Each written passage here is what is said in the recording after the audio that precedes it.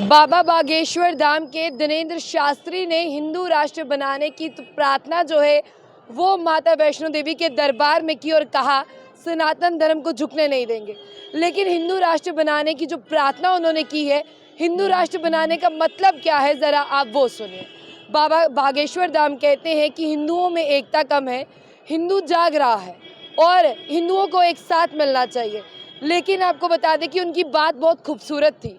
उनकी बात ये थी कि हिंदू राष्ट्र बनाने का मतलब ये है कि सब धर्मों के लोग जो है वो मिलजुल कर रहें, सब धर्मों के लोग जो है वो एक दूसरे का आदर और सम्मान करें, सब धर्मों के लोग आपसी भाईचारा बनाकर रखें और सब धर्मों के लोग जो है वो आपस में जैसे पहले रहते थे वैसे रहें। और उन्होंने कहा कि अगर मैं जम्मू कश्मीर में आया हूँ, मेरे हिंदू राष्ट्र का मतलब और मकसद ये है कि सबका मंगल हो। तो मंगल तो आप समझते ही हैं कि सबकी ऊर्जा हो और सबके जीवन में जो है सही रहे।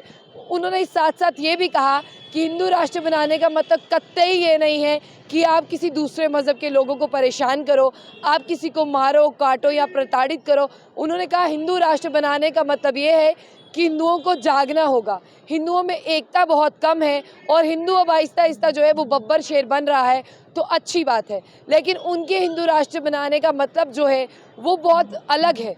लोग समझते हैं कि हिंदू राष्ट्र बनाने का मतलब सिर्फ ये है कि हिंदुस्तान में जो है वो सिर्फ हिंदुओं को रहने का हक है।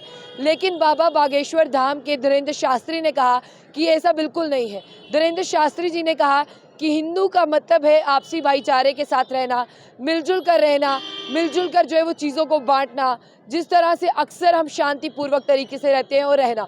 उन्होंने कहा कि माता वैष्णो देवी के दरबार में मैं दूसरी बार आया हूँ और मेरा दूसरी बार आने का मकसद यही है कि पूरे भारत मुल्क में जो है वो शांति बनाए रहे। बाबा बागेश्वर धाम के दिनेंद्र शास्त्री जी की बात करें, वो काफ़ी यंग है और यंग होने के बाद भी जो है वो शास्त्रों पे बहुत बिलीव करते हैं, वो सनातन पर बिलीव करते हैं। और बता दें कि उन्होंने सनातन का प्रचार भी करते हैं और लोगों को कहते हैं कि सनातन का सर जो है वो नहीं झुकने देंगे।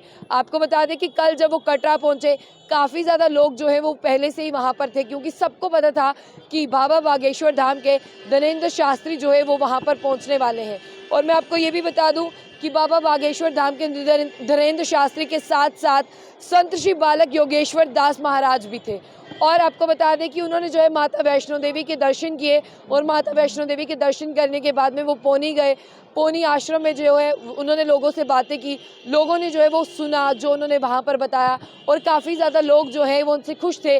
कई बच्चियाँ हमने देखी वो रो भी रही थी। और आपको बता दें कि जब ही खबर पहुंची कि धीरेंद्र शास्त्री, जो बाबा बागेश्वर धाम के धीरेंद्र शास्त्री हैं, वो यहाँ पर पहुंच रहे हैं और उनके साथ साथ आपको ये भी बता दें कि संत श्री बालक योगेश्वर दास महाराज भी वहाँ पर पहुंचे थे।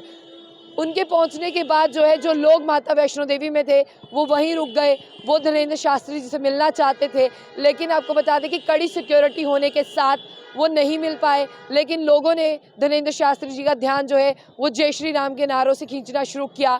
बाबा बागेश्वर धाम के धीरेंद्र शास्त्री ने भी जय श्री राम के नारे लगाए, माता वैष्णो देवी के दर्शन किए और दर्शन करने के बाद जो है वो चले गए पौनी में, जहाँ पर उनका कार्यक्रम था।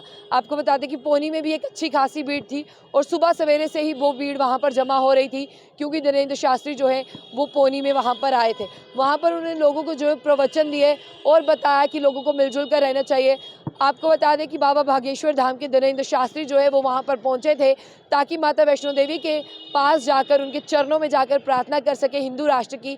और हिंदू राष्ट्र में उन्होंने क्या कुछ कहा वो आपने सुना, वो मैंने आपको बताया। लेकिन आपको ये भी बता दें कि उन्होंने कहा कि जब हिंदू राष्ट्र बन जाएगा दोबारा से माँ वैष्णो देवी उन्हें बुलाएंगी, दोबारा से वो माता वैष्णो देवी के दर्शन करने आएंगे। इसके साथ साथ कटरा श्राइन बोर्ड की भी काफ़ी ज़्यादा उन्होंने तारीफ़ की। उन्होंने कहा कि जो श्रद्धालुओं के लिए सहूलत है वो काबिल तारीफ़ है, श्राइन बोर्ड बहुत अच्छी तरह से काम कर रहा है।